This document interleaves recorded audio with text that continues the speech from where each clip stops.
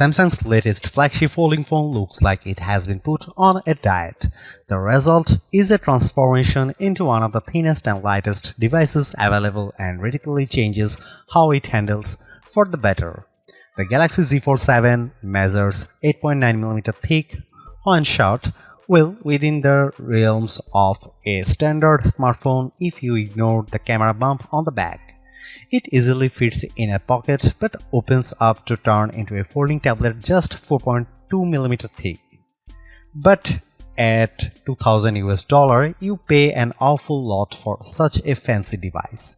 It is an expensive, cutting-edge gadget that can, in theory, replace your phone, tablet and PC in one pocketable device. The Samsung Galaxy Z Fold 7 is the closest thing to a tech inflection point we have at the moment. It is by far the best large screen foldable ever made, super thin, super light, exquisitely made, undeniably powerful and full of AI smarts, and goes straight to the top of our list of the best foldable phones you can buy.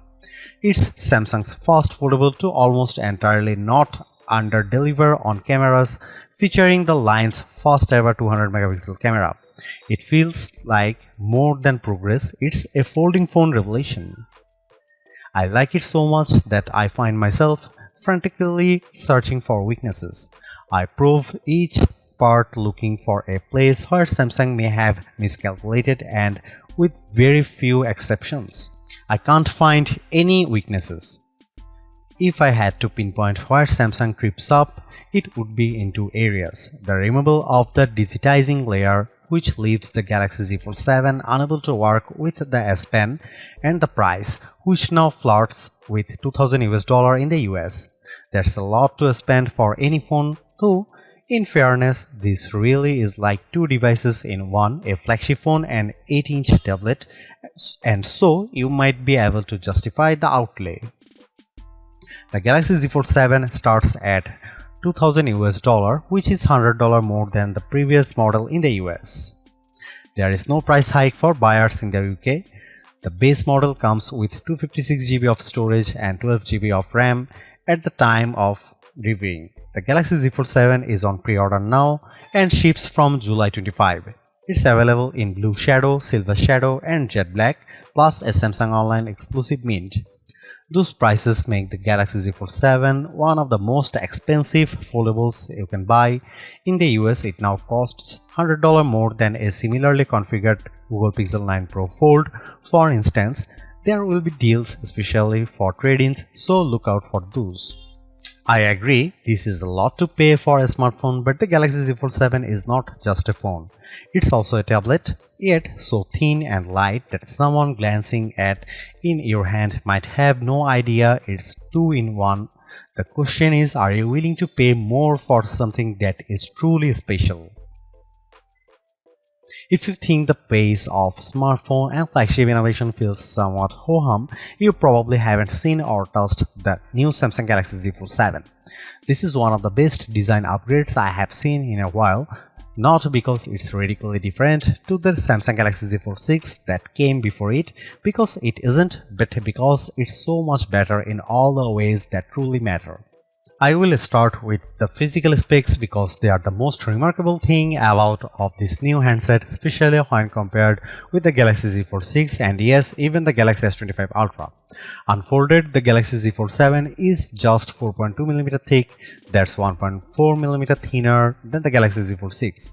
Folded, the Galaxy Z Fold 7 is 8.9mm, 3.2mm thinner and the Galaxy Z Fold 6 and only 0.7mm thicker than the Galaxy S25 Ultra. Think about that, this foldable, which when folded is hiding a gorgeous 8-inch display, is almost imperceptibly thicker than a single screen flagship device.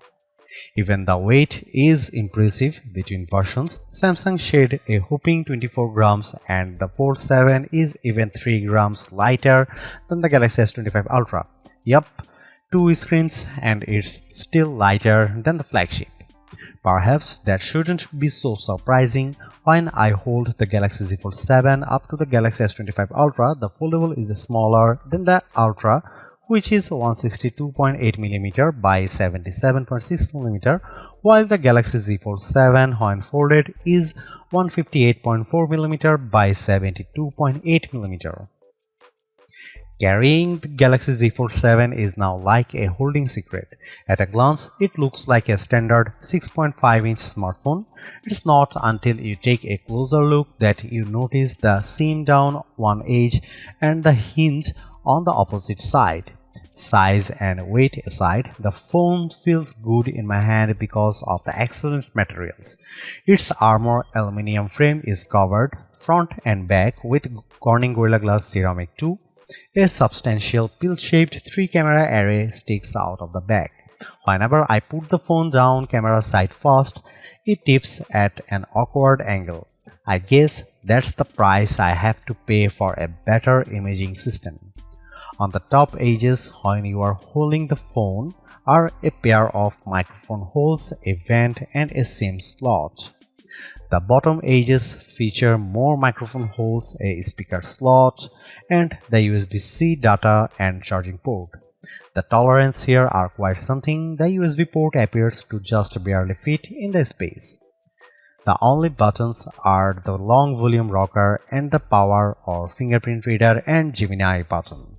Samsung has re-engineered the hinge and it's noticeable. The phone is firmly closed when folded and has considerable but not overly resistant tension as you open it, and it snaps into position as a fully flat 8-inch tablet. Unfolding the phone, you are greeted with a flexible display surrounded by a roughly 2mm forgiving raised border that keeps the Fold 7 from making a metallic snapping sound when you close it. There is still a crease, but it's far less pronounced than what you see on the Galaxy Z Fold 6.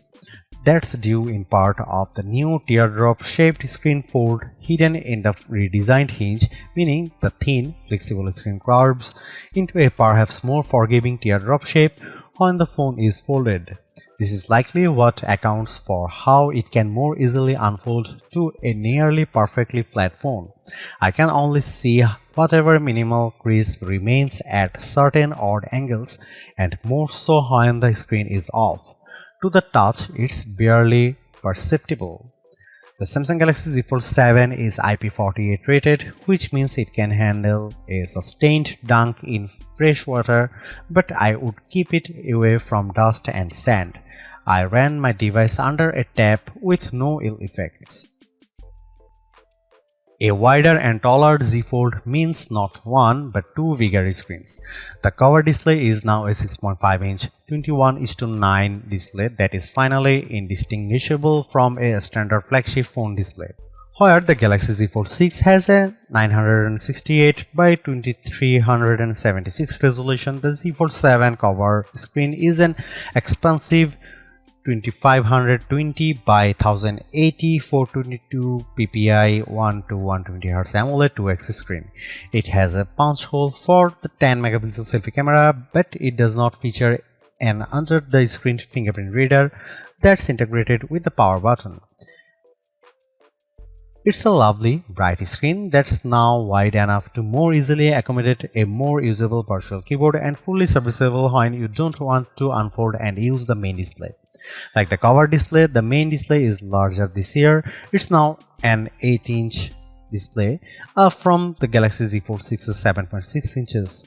It's also got more pixels, jumping from 2160 by 1856 to 2184 by 1968.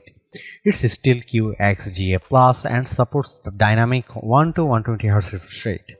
While the display size now matches Apple's iPad mini, the 6th generation's mini's 8-inch screen has an aspect ratio of 3:2, while the Galaxy Z Fold 7 is now 5:6.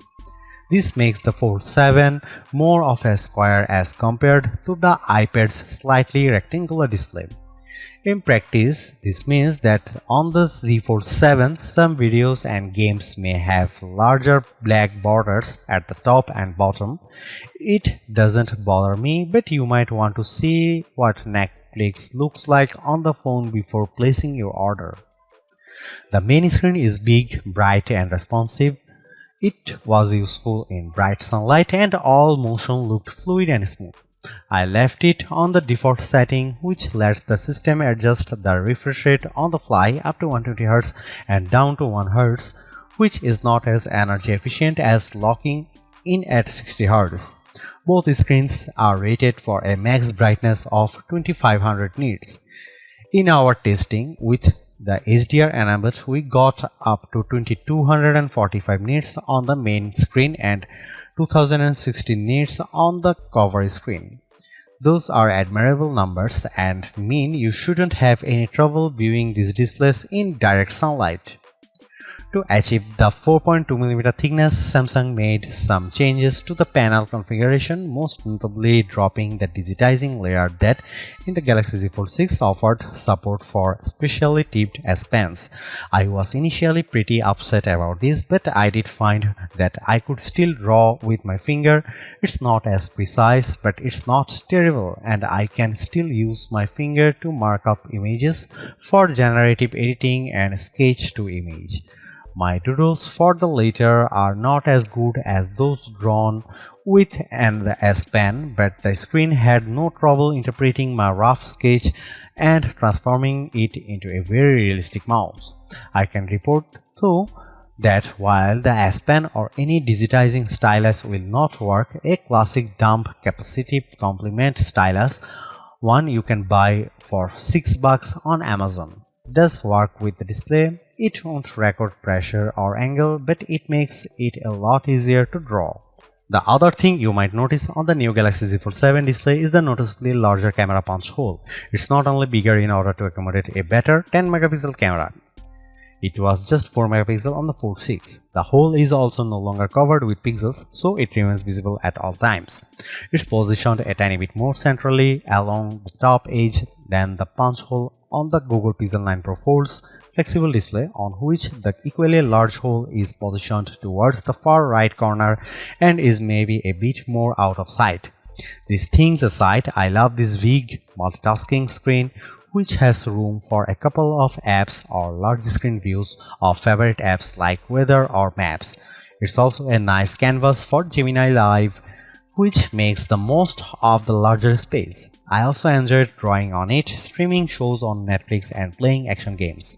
The benefit of a flexible screen is that the Galaxy Z Fold 7 doesn't have to be only flat or folded, it can also be L-shaped, which I found useful when I was checking over an interview transcription which I recorded and used AI to transcribe on the fold.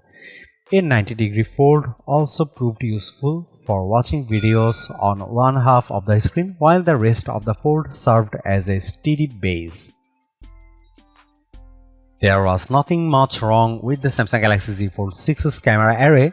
It has a nice 50-megapixel lens, a 10-megapixel and a 3x optical zoom, 10-megapixel, but I was very aware that this was a flagship class phone with a flagship level price, and it bothered me that the best camera array was reserved for Samsung's Ultra line.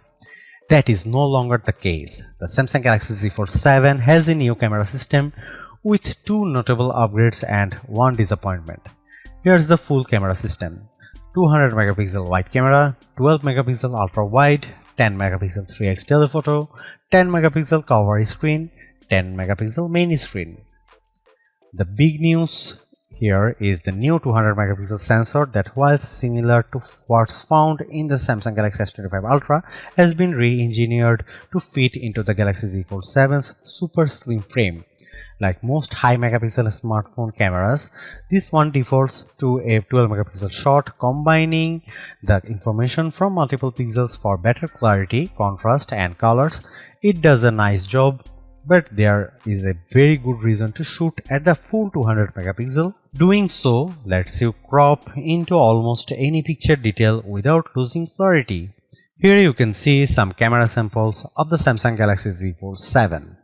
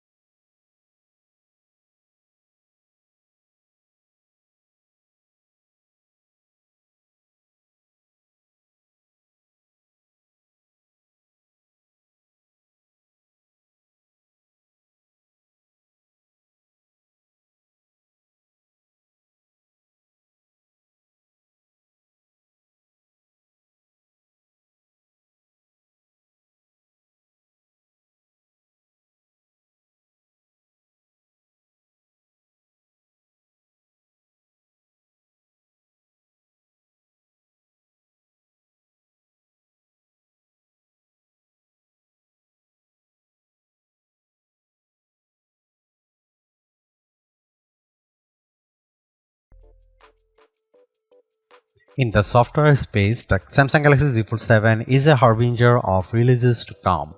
It's the first flagship to release with Android 16, well ahead of the next big Pixel launches, including we expect the Pixel 10 Pro Fold on August 20, and it also has the latest Samsung software in the form of the One UI 8.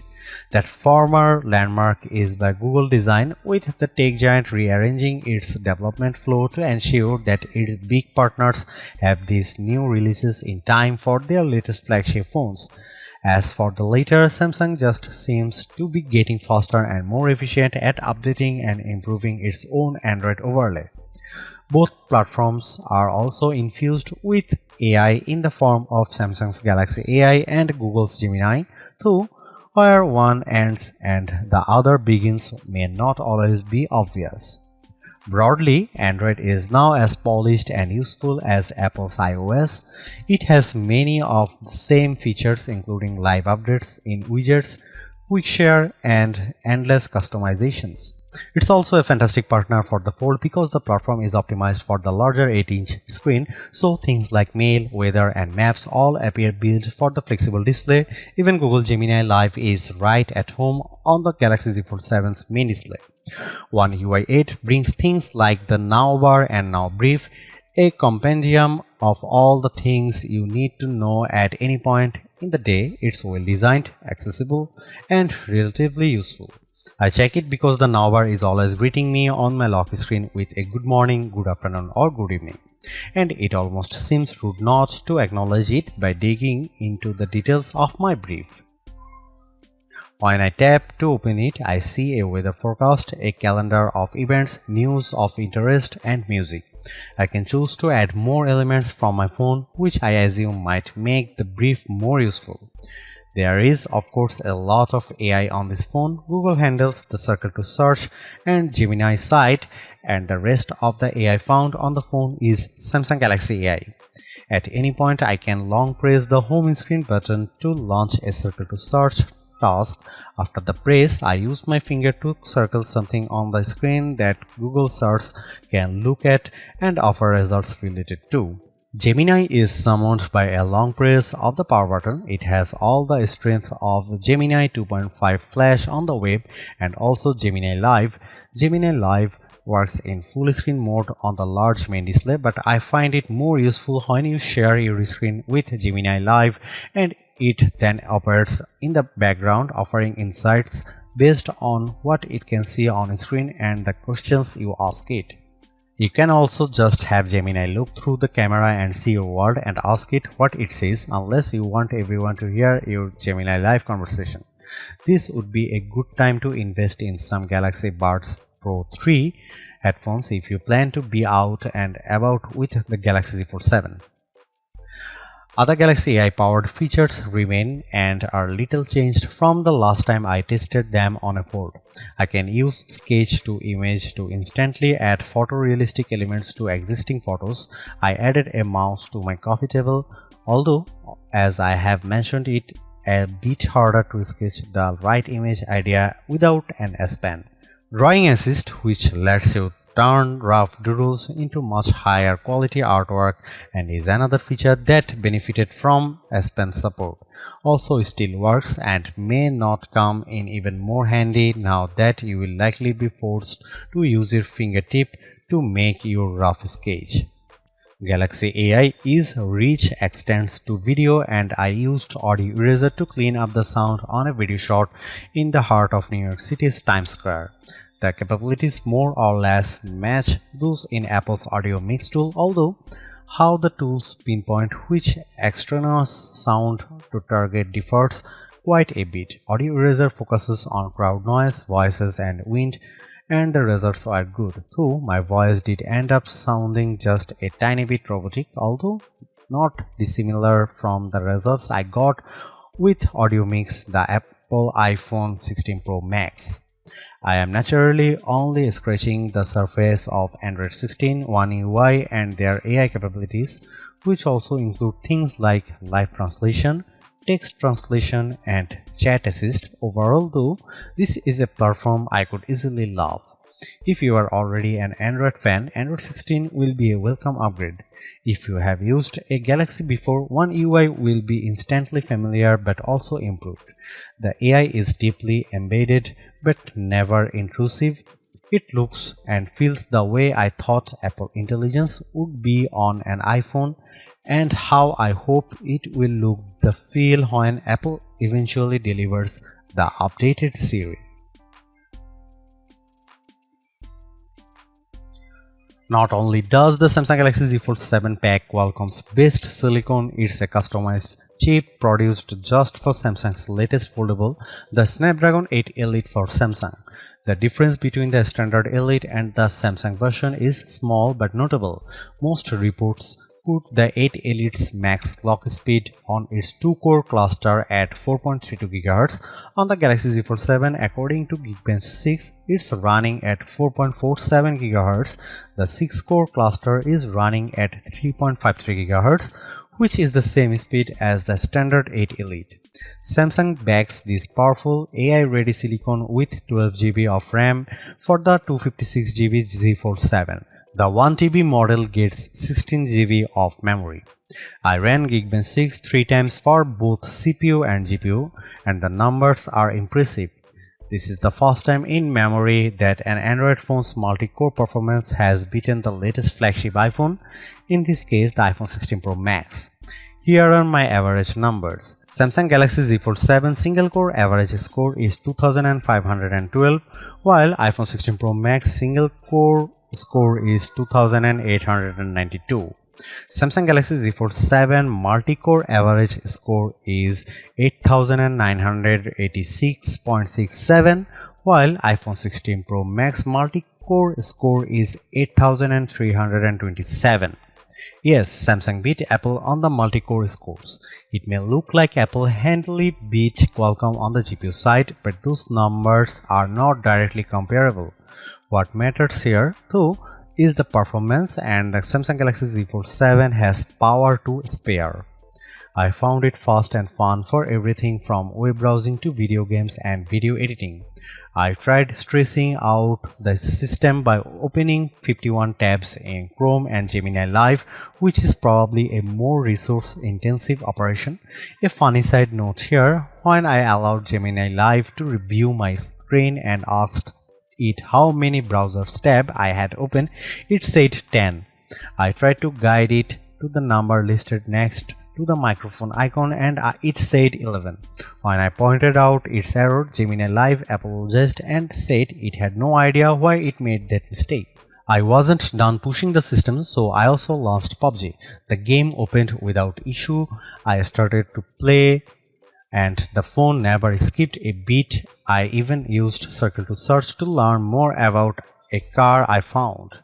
Put another way, this is a thin, light and very powerful system, and it's ready to multitask like the private productivity wonder it is. Audio performance out of the stereo speakers is loud but also clear. Do not expect booming bass, but if you want the Fold 7 to power a party via your Spotify playlist, which yes, you can summon through Gemini, the Fold 7 has you covered. The Samsung Galaxy Z Fold 7 is so thin and light that combined with its larger cover screen, you could easily mistake it for a standard flagship. There is a larger 8-inch display inside, and all this plus the new camera system, the main camera finally gets a 200 megapixel sensor, make this the most desirable Z Fold yet. It's a shame too that it also the most expensive fold to date for some, and that ultimately may hold it back.